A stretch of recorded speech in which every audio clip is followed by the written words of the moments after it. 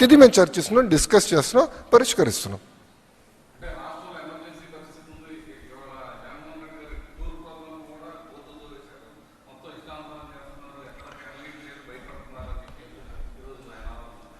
భయ్యా, కన్స్ట్రక్షన్ ప్రాజెక్ట్లో వాళ్ళేదో మట్టి తీస్తే అది ప్రభుత్వానికి సంబంధం ఎట్లవుతుందండి? మీరు విజువల్ చూసారు, అది అక్కడ కన్స్ట్రక్షన్ జరుగుతుంది, వాళ్ళు వేరే దానికోసం మట్టి తీశారు.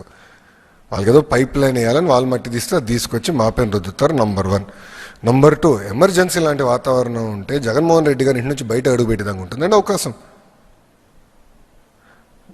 చంద్రబాబు నాయుడు గారు ప్రతిపక్షంలో ఉంటే ఇదే గేట్కి తాళగట్టారండి, తాడుగట్టారు. రానిలే మమ్మల్ని బయటికి. ఈరోజు జగన్మోహన్ రెడ్డి గారు ఆగే తిరుగుతున్నాడు కదా, ప్రతిపక్షంలో ఉన్న ముఖ్యమంత్రి స్థాయిలో హెలికాప్టర్స్ గిర్రని తిరుగుతున్నాడు కదబ్బా. అమరావతి నుంచి నెల్లూరుకి హెలికాప్టర్లో వెళ్ళాడు, చౌంటబట్ల దిగాడు, ఆగి ఏసీ బండి ఎక్కాడు, వెళ్ళాడు, వచ్చాడు. మళ్ళీ అక్కడి నుంచి హెలికాప్టర్లో జంప్ బెంగళూరు, ఫినిష్. హెలికాప్టర్లు తిరుగుతున్నాడు. పర్మిషన్లు ఇస్తున్నావా, మేము భద్రత కల్పిస్తున్నావా? మళ్ళీ పోలీసులు పెడితేమో ఎక్కువ మంది పోలీసులు పెట్టాడని మళ్ళీ ఆయన అంటాడు, పెట్టబోతేమో ఎవడు పెట్టలేదు అంటాడు. విచిత్రం ఏంటంటే, ఒక మాట చెప్తానండి. మొన్న ఒక హెలికాప్టర్లో వచ్చాడు ఆయన, దిగి వాళ్ళ మనుషులే ప్రజల్ని ఇట్టిట్టి రమ్మని వీడియోలు చూపిస్తున్నారు. వాళ్ళు వచ్చి హెలికాప్టర్ని ధ్వంసం చేశారు, అద్దం పగలగొట్టారు తెలుసా వైకాపా కార్యకర్తలు. పాపం హెలికాప్టర్ లీజింగ్ కంపెనీ వాడు ఓన్ గొడవ 16 లక్షలు నాకు బొక్కరా పోయి అద్దం పగలగొట్టాడు ఈడని.